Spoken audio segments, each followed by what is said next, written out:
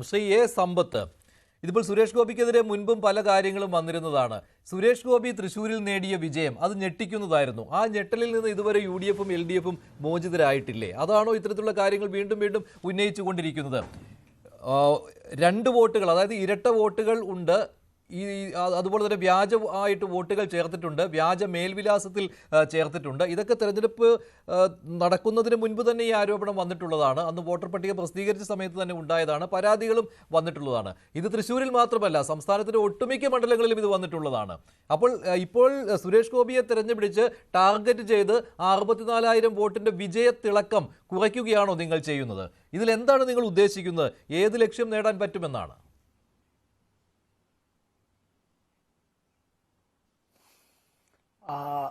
മഞ്ജുഷേ, നമ്മുടെ രാഷ്ട്രത്തിൽ എന്തായാലും ഈ തെരഞ്ഞെടുപ്പ് കമ്മീഷനുമായി ബന്ധപ്പെട്ട് അവർ ചെയ്യേണ്ടതായിട്ടുള്ള കർത്തവ്യങ്ങൾ, ഭരണഘടന അനുസരിച്ചുള്ള ചുമതലകൾ നിർവഹിക്കുന്നതിലെ വീഴ്ചയും, അതുപോലെ തന്നെ ഇന്ത്യ ഗവൺമെന്റ് ഇപ്പോൾ അത് BJP-യുടെ കരങ്ങളിലാണ്. അങ്ങനെ ആ എക്സിക്യൂട്ടീവിന്റെ തീട്ടൂരമനുസരിച്ച് just like an adjunct of the BJP എന്നുള്ള നിലയിലോ, അല്ലെങ്കിൽ ഈ ഇന്ത്യ ഗവൺമെന്റിന്റെ തീവണ്ടിയിലെ ഒരു പാൻട്രി കാർ എന്ന വാഗൺ പോലെയോ പ്രവർത്തിക്കുന്നു എന്നുള്ള ആക്ഷേപം. അപ്പോൾ അതിൽ തന്നെ ഞാനൊരു 2 മിനിറ്റ് ആദ്യമേ എടുത്തോട്ടെ. നമ്മുടെ ഈ 18ാം ലോക്സഭാ തെരഞ്ഞെടുപ്പ് കഴിഞ്ഞതിന് ശേഷം തന്നെ തെരഞ്ഞെടുപ്പ് കമ്മീഷന്റെ നടപടികളുമായി ബന്ധപ്പെട്ട് ആ തെരഞ്ഞെടുപ്പ് നടക്കുന്ന വേളയിൽ തന്നെ ഉണ്ടായത്, മുമ്പ് പലപ്പോഴും പല കാരണങ്ങളാൽ പലപ്പോഴും തെരഞ്ഞെടുപ്പ് കമ്മീഷനെ സംബന്ധിച്ച് പരാതികൾ ഉണ്ടായിട്ടുണ്ട്, പലരും ഉന്നയിച്ചിട്ടുണ്ട്.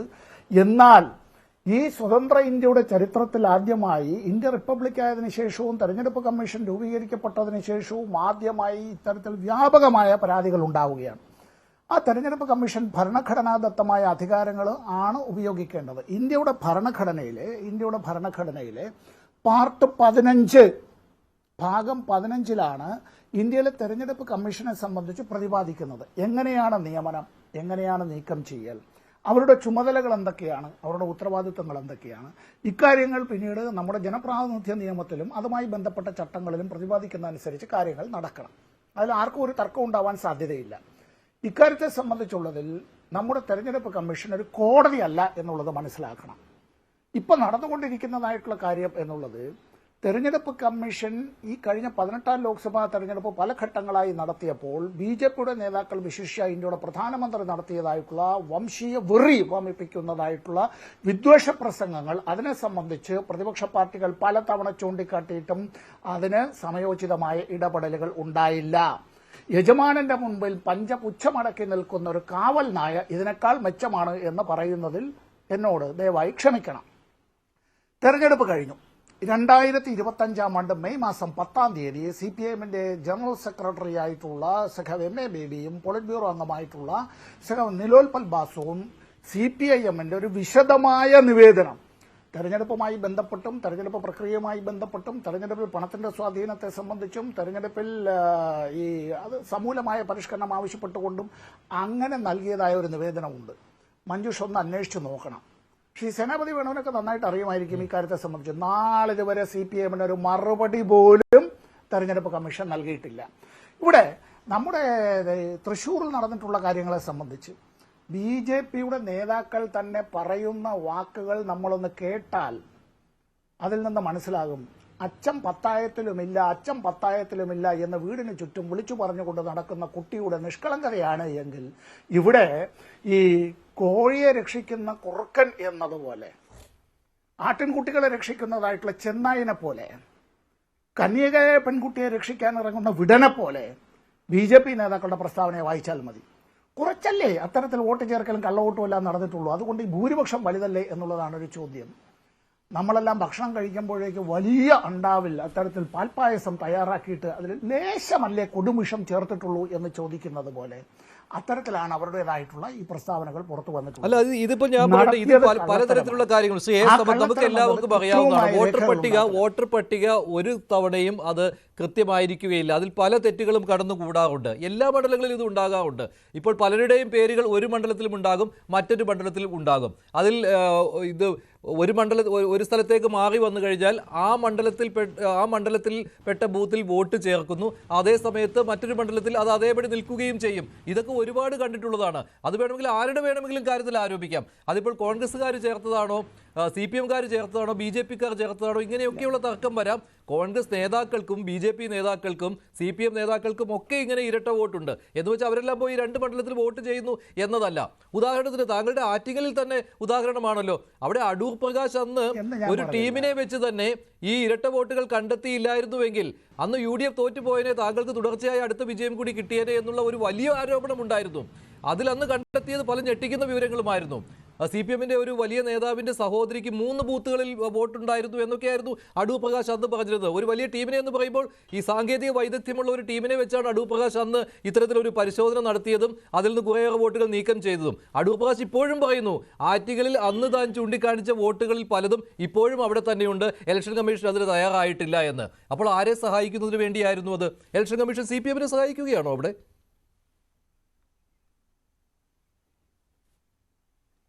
ഞാൻ തെരഞ്ഞെടുപ്പ് കമ്മീഷന്റെ വക്കാലത്തെടുത്ത വക്കീലല്ല. ഞാൻ ശ്രീ അടൂർ പ്രകാശ് MP, അദ്ദേഹം ഒരു ജനപ്രതിനിധിയാണ്. അദ്ദേഹത്തിന് മുമ്പ് അവിടെ പാർലമെന്റ് അംഗങ്ങളായിട്ടുള്ളതിലാകെ ഇപ്പോൾ ജീവിച്ചിരിപ്പുള്ളത് ഞാൻ മാത്രമാണ്. അദ്ദേഹത്തെക്കാൾ പ്രായം കുറവാണ് എനിക്കെങ്കിൽ പോലും ഞാൻ ഭാഗ്യവശാൽ ജീവിച്ചിരിപ്പുണ്ട്.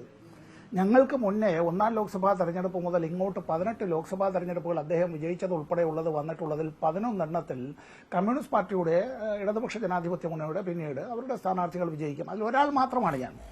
അതിലെ ഒരു 11 തവണ കമ്മ്യൂണിസ്റ്റ് പാർട്ടിയുടെ അല്ലെങ്കിൽ LDF-ന്റെ, 7 തവണ UDF-ന്റെ. ഞാൻ അദ്ദേഹത്തിന്റെ ആരോപണങ്ങൾക്ക് അദ്ദേഹം ഇല്ലാത്തപ്പോൾ ഞാൻ ഈ ചർച്ചയിൽ മറുപടി പറയുന്നതിൽ അർത്ഥമില്ല. അതിന് കുഴപ്പമില്ല. അദ്ദേഹം താങ്കളില്ലാത്തപ്പോൾ പലപ്പോഴും അതിന് മറുപടി നൽകിയിട്ടുണ്ട്. താങ്കളില്ലാത്തപ്പോൾ ആരോപണം ഉന്നയിച്ചിട്ടുണ്ട്. 1,14,000 ഇരട്ട വോട്ടുകളാണ് അന്ന് കണ്ടെത്തിയതെന്ന് അദ്ദേഹം ആരോപണമായിട്ട് തന്നെ ഉദ്ദേശിച്ചതാണ്. അതിൽ പലതും നീക്കം ചെയ്യുകയും ചെയ്തിട്ടുണ്ട്. അതിൽ പലതും ഇപ്പോഴും ഉണ്ട് എന്നാണ്. ഏകദേശം 52,000 വോട്ടുകൾ എന്തോ ഇനിയും നീക്കം ചെയ്യാനുണ്ട്. അത് ഫോം നമ്പർ 7 അങ്ങനെ ഒരു ഫോമിന്റെ പേര് എനിക്ക് ഈ കൃത്യമായിട്ട് ഫോം നമ്പർ 6, 7, 8 വേർതിരിച്ചറിയാൻ എനിക്ക് ബുദ്ധിമുട്ടുണ്ട്. ഫോം നമ്പർ 7 അദ്ദേഹം അപേക്ഷ നൽകണമെന്നാണ്. അങ്ങനെ വരുമ്പോൾ ഇത്രത്തോളം അപേക്ഷ നൽകേണ്ടി വരുമല്ലോ എന്നൊക്കെ അദ്ദേഹം കഴിഞ്ഞ ദിവസം ചോദിക്കുന്നത് കേട്ടിരുന്നു.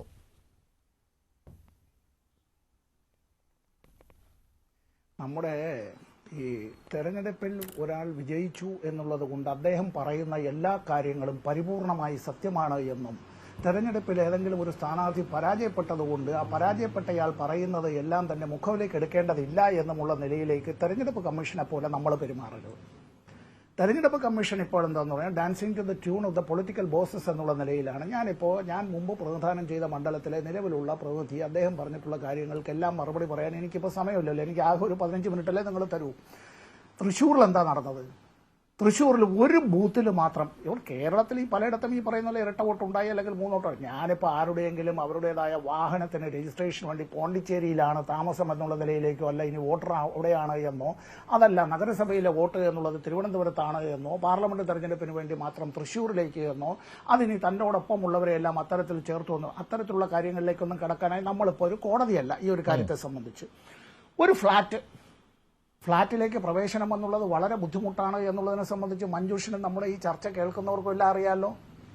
ഒരു വീട്ടിലേക്ക് സാധാരണഗതിയിൽ രാഷ്ട്രീയ പാർട്ടിയുടെ പ്രവർത്തകരോ അതിലെ ബൂത്ത് ലെവൽ ഏജന്റുമാരോ അല്ല BLO-മാരോ, എന്തിനേറെ പറയുന്നു, ഒരു പോലീസ് ഉദ്യോഗസ്ഥന് ചുമതല നിർവഹിക്കുന്നതിന്റെ ഭാഗമായി ഒരു വലിയ അപ്പാർട്ട്മെന്റിലോ ഒരു ഫ്ളാറ്റിലേക്കോ ചെല്ലുന്നതിന് തന്നെ വളരെ പ്രയാസകരമായ അനുഭവമാണ്.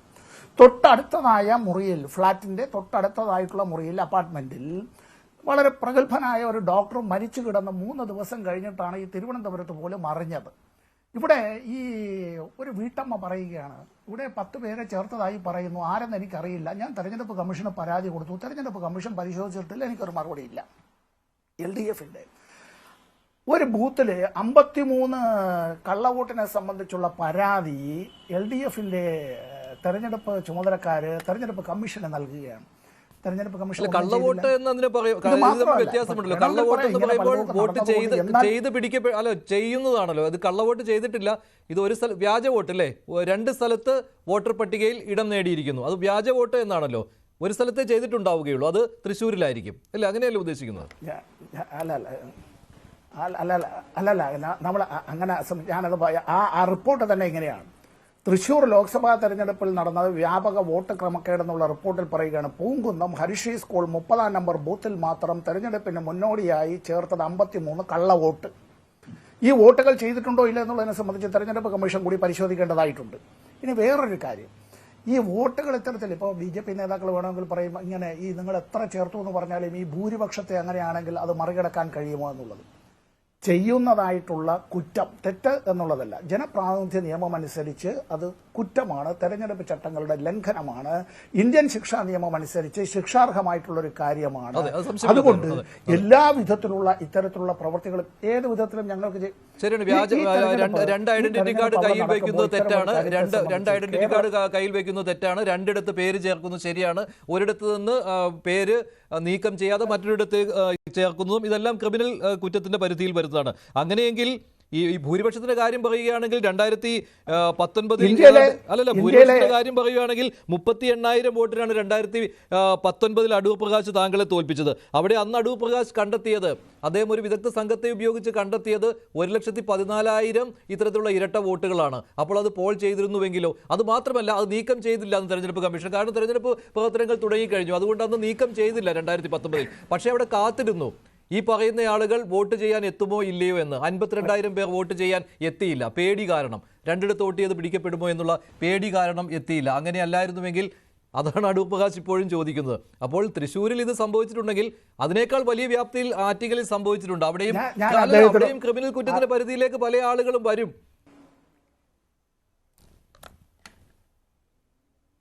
ഞാൻ ഒറ്റ സെക്കൻഡ് തരുമോ? മഞ്ജുഷ് പറയുന്നതിന്റെ ന്യായം എന്താണെന്ന് ചോദിച്ചാൽ, കോൺഗ്രസ്സുകാരായിട്ടുള്ളവർ ജയിച്ചതല്ല BJP-ക്കാർ പറയുന്ന പോലെ, ഞങ്ങളെല്ലാം സത്യമാന വോട്ട് കൊണ്ട് ജയിച്ചതാണ്. ഞങ്ങൾക്കെതിരായി മത്സരിച്ചവർ ജയിക്കുന്നതെല്ലാം കള്ളവോട്ട് കൊണ്ട് ജയിച്ചതാണ്.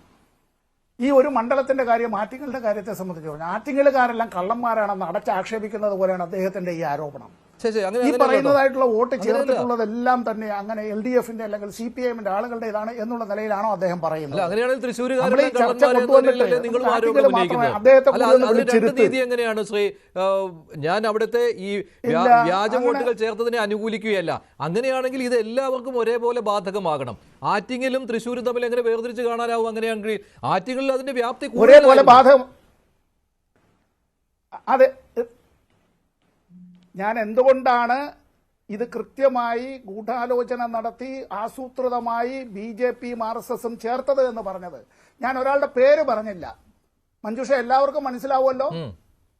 ഈ കോഴിയെ കട്ടുകൊണ്ടുപോയവന്റെ തലയിലല്ലേ പൂടെ ഇരിക്കുക. ഈ പോണ്ടിച്ചേരി രജിസ്ട്രേഷൻ വണ്ടി ആരുടേതായിരുന്നു? മഞ്ജുഷിന്റേതായിരുന്നോ, അതല്ല സേനാപതിയുടേതായിരുന്നോ, അതല്ല സമ്പത്തിന്റേതായിരുന്നോ, അല്ല യുവരാജ് ഗോകുലിന്റേതായിരുന്നോ? ആരോപണം വന്നല്ലേ അത്? സുരേഷ് ഗോപി അല്ല, ഞാൻ രജിസ്ട്രേഷൻ നടത്തിയിരുന്നുവെങ്കിൽ എന്താ അവസ്ഥ? അതുകൊണ്ട് അത് നിഷേധിക്കേണ്ട കാര്യമില്ലല്ലോ. അപ്പോ പോണ്ടിച്ചേരിക്കാരനാണല്ലേ? പോണ്ടിച്ചേരിക്കാരനാണ്. ശരി, തിരുവനന്തപുരത്ത് നഗരസഭാ തെരഞ്ഞെടുപ്പിൽ എവിടത്തെ വോട്ടറാണ്? ശാസ്തമംഗലം വാർഡിലെ വോട്ടറാണല്ലേ? ഡ്രൈവർ എവിടത്തെ വോട്ടറാണ്? അതെനിക്കറിയില്ല. ശാസ്തമംഗലം. ഈ RSS നേതാക്കളും ഭാര്യയും അവരുടെ മറ്റു ബന്ധുമിത്രാദികളും എവിടത്തെ വോട്ടറാണ്? അതിന് മറ്റൊരു ന്യായം കൂടിയുണ്ടല്ലോ. തെരഞ്ഞെടുപ്പ് കമ്മീഷൻ ഈ 6 മാസം ഒരിടത്ത് താമസിക്കുകയാണെങ്കിൽ അവിടെ പേര് ചേർക്കുവാനുള്ള അവകാശമുണ്ട്. അത് ആ അവകാശം നിഷേധിക്കാതിരിക്കാൻ വേണ്ടി അതിൽ വലിയ ഇളവുകളുമുണ്ട്. അതിലൊരു പോസ്റ്റൽ കാർഡ് അഡ്രസ് എങ്കിലും നൽകിയാൽ അത് പറ്റും. കാരണം അവർക്ക് ഈ അഡ്രസ്സ് തെളിയിക്കുവാനുള്ള രേഖകളില്ലെങ്കിൽ അങ്ങനെ ഒരു ഓപ്ഷൻ കൂടി ഉണ്ടല്ലോ. അതുപോലും ഉള്ളതാണ് ഇതിന്റെ ഈ വ്യവസ്ഥകളിൽ. അപ്പോൾ അങ്ങനെ ചെയ്തു എന്ന് പറയാമല്ലോ, അതനുസരിച്ച് നേടിയെടുത്തു. ഇത് സുരേഷ് ഗോപി മാത്രമല്ല, എല്ലാവരും ചെയ്യുന്നുണ്ട് സാർ. അതുകൊണ്ടാണ് തെരഞ്ഞെടുപ്പ് കമ്മീഷൻ ഇതൊന്നും കണ്ടെത്താൻ മെനക്കെടുത്തില്ല എന്നത് മറ്റൊരു കാര്യം. പക്ഷെ ഞാൻ പറയുന്നത് ഇതിനെ ജനറലൈസ് ചെയ്ത് ഒറ്റ സുരേഷ് ഗോപിയിലേക്ക് കൊണ്ടുപോകരുത് എന്നത് മാത്രമാണ്. അല്ലാതെ സുരേഷ് ഗോപി അങ്ങനെ വ്യാജവിലാസത്തിൽ അവിടെ വോട്ട് ചെയ്തിട്ടുണ്ടെങ്കിൽ അത് കണ്ടെത്തി ശിക്ഷാ നടപടികളിലേക്ക് പോകണം. അത് തെരഞ്ഞെടുപ്പ് കമ്മീഷനും അത് ചെയ്യണം. പക്ഷേ തെരഞ്ഞെടുപ്പ് എന്താണ് അതിന്റെ പ്രക്രിയ പൂർത്തിയായതുകൊണ്ട് അത് പറ്റില്ല എന്നൊക്കെയാണല്ലോ ന്യായവാദം വരുന്നത്, അല്ലേ?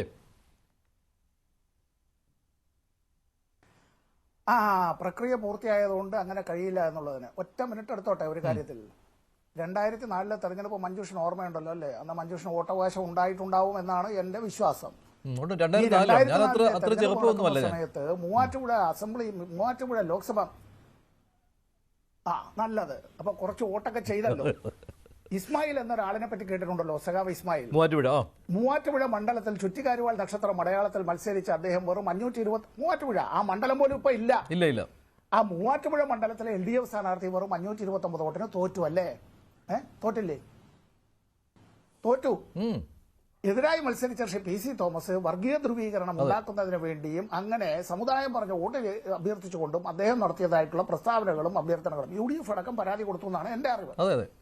തെരഞ്ഞെടുപ്പ് കമ്മീഷൻ അതിനൊരു കടലാസിന്റെ വില പോലും കൽപ്പിച്ചില്ല. തെരഞ്ഞെടുപ്പ് ഹർജി പോയി.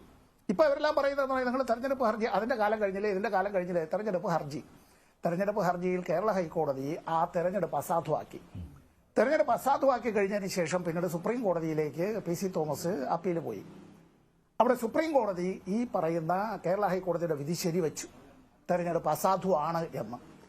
വാസ്തവത്തിൽ അന്ന് പാർലമെന്റ് അംഗമായി തുടർന്ന ആ മുൻ കേന്ദ്രമന്ത്രി ഞാനൊരു പദം ഉപയോഗിക്കല്ല, മുൻ യൂണിയൻ സഹമന്ത്രി, അദ്ദേഹം തെരഞ്ഞെടുക്കപ്പെട്ട ആളെ അല്ല. പി സി തോമസ് വിധി വന്നത് എപ്പോഴാണ് മഞ്ജുഷേ? ഇതെല്ലാം കഴിഞ്ഞ് കാലാവധി കഴിഞ്ഞിട്ടാണ്. 2009 അങ്ങനെയുണ്ട് നമ്മുടെ, അതാണ് ആ പ്രക്രിയയുടെ ഒരു പ്രശ്നമാണിത്, ഇതിന്റെ കാലതാമസവും. അതുകൊണ്ട് അത് ശരിയാണ്. പക്ഷെ ഇത് പലർക്കും ബാധകമാകും എന്നത് കൂടിയാണ്. ശരി, ശ്രീ യുവരാജ് ഗോകുൽ ആരോപണം